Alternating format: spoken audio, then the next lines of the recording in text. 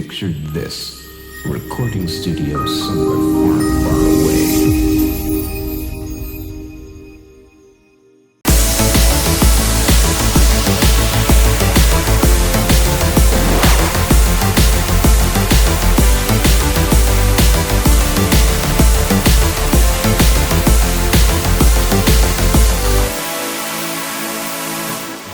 Welcome, Watchers of Illusion, to my Castle of Confusion on the 15th of March 2021, and it's Theme Week once again. Yes, I haven't done one of these for a while, but it's going to be Cartoon Heroes and Legends Week, which basically means that any game that features some of our favourite cartoon heroes from the yesteryear are going to be included in this week's reviews, which are going to be fun. And I'm kicking the week off with Speedy Gonzales, and why not? On the Super Nintendo, by the way. Yeah, because this guy, he was the mouse that could run at 1,000,000 miles an hour. The fastest mouse in all of Mexico. Do you remember him? Yeah, he only had a TV show. I don't think there was anything much else that they did with him. He just had a massive sombrero and a catchphrase. What was that catchphrase, guys? There you go, some trivia for you. I'm not going to answer that, but come on, he had a couple. What were they?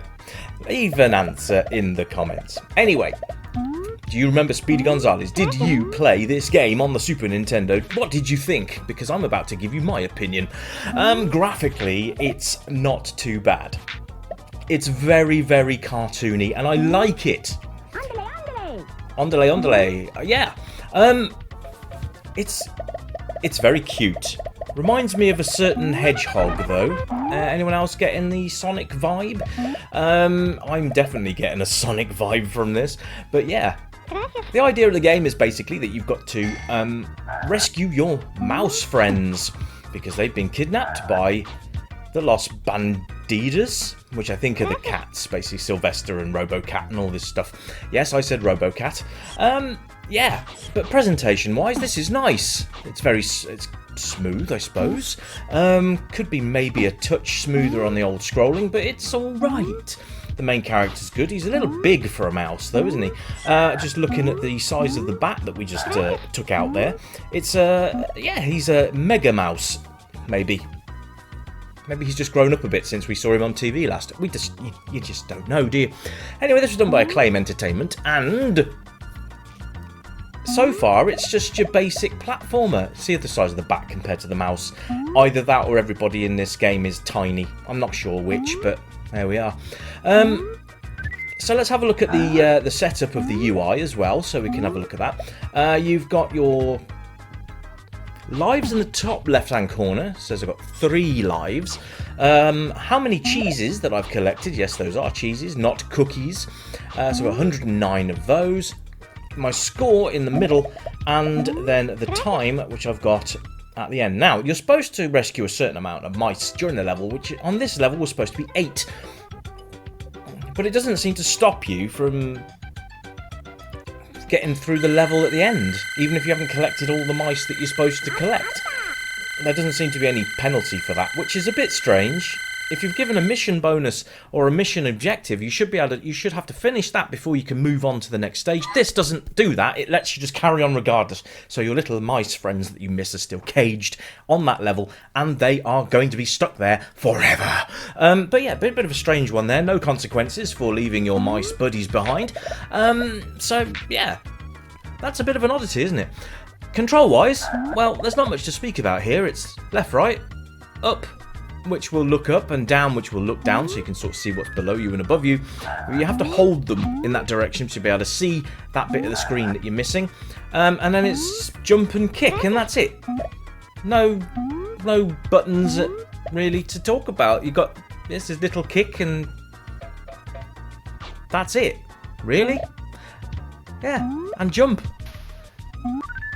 It's not a lot, really, is it? For a 6-button pad. No. But, oh well, I digress. So, yes, use player Speedy, you've got to rescue all of your mice buddies, and that's basically the aim of the game. Avoiding all the obstacles as you go, because there are various obstacles. You've got steam pipes, you've got frogs, you've got bats, you've got platforms that just disappear from underneath you, you've got crows, all sorts of things. So the diversity's there as far as bad guys go. There you go, there was a bat. Look at the mouse traps, they're huge.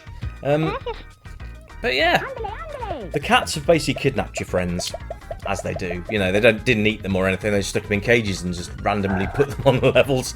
That's supposed to be a frog, by the way, that brown poo that just jumped over me there. I mean, it's alright, I suppose it's semi-enjoyable.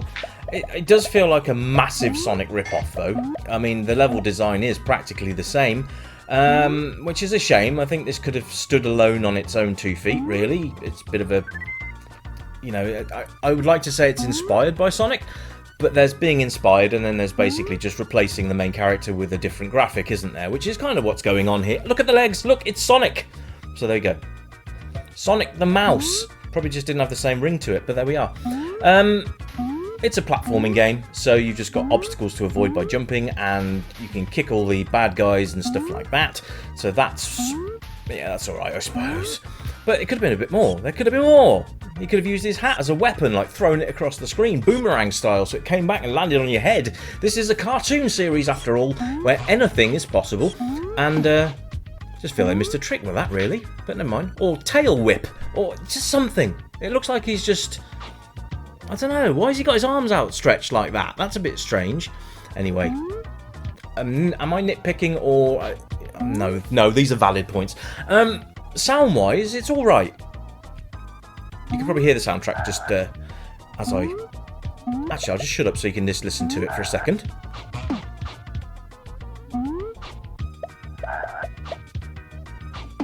So yeah, that's quite a cartoony soundtrack. You've also got the sound effects of the bad guys and all the things around you. Everything you pick up also makes sound, which is quite nice as well.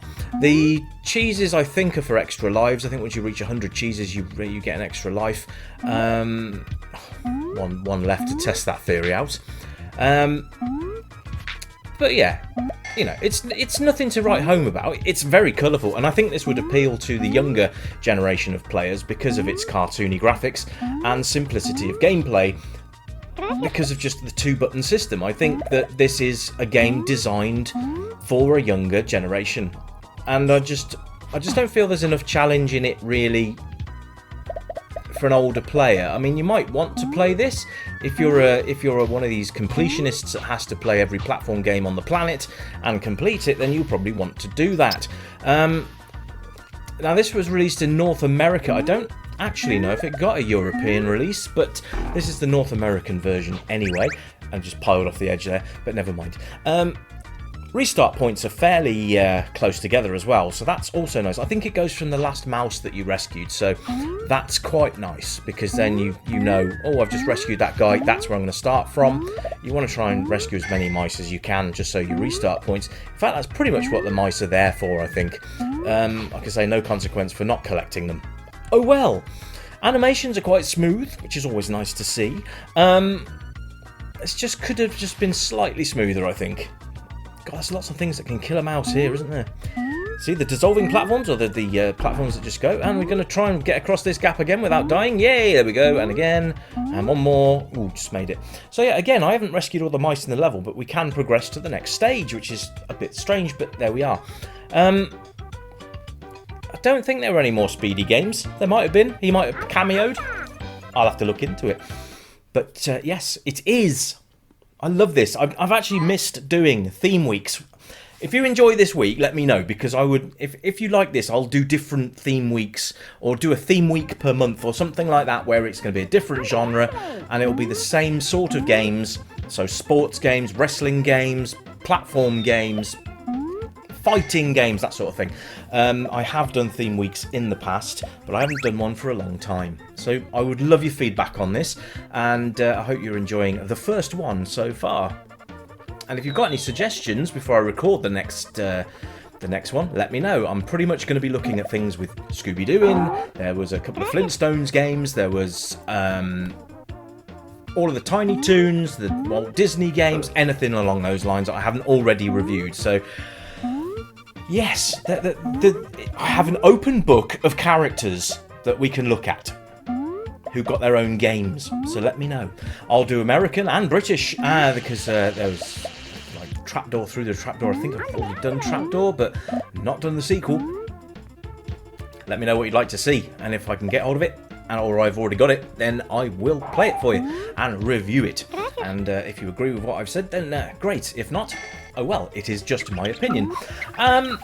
Yeah. So, I'm glad to be back. It's been a bit of an up and down week. It's just been, hard.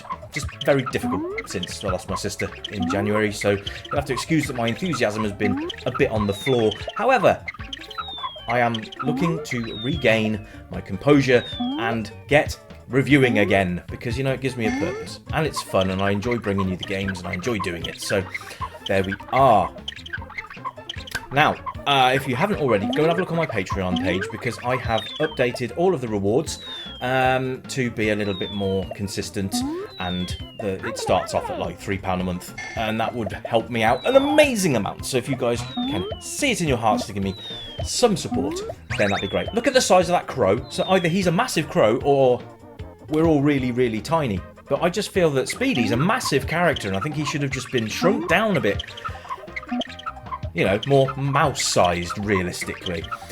So, age group for this is pretty much any. Replay value, don't know, maybe you'd like to continue with it until you finish it, I don't know.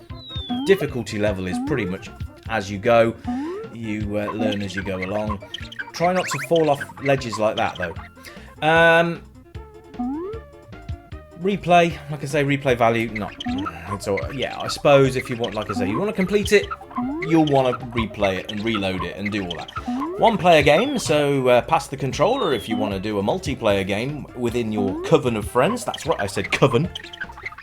But yeah, I've done it again. Never mind. This is where concentration lapses. But there we go.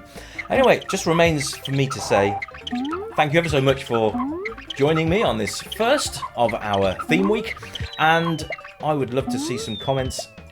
Actually, tell me where you're from in the comments. I'm actually quite interested to know where my viewership's coming from. So, are you UK? Are you American? Scandinavian? What? Just let me know. Say in the comments where you're from and how you found me. I would love to hear from you. So, thank you to all of my existing subscribers, because you guys rock. And thank you to new subscribers as well. It's great to have you on board the Retro Revival show. So there we are. Now, all that remains to me is to say, it's about time I canned my mouth and went to sleep or something. Anyway, just remember to keep telling yourself it's only a game, isn't it? Catch you next time, folks. Bye for now.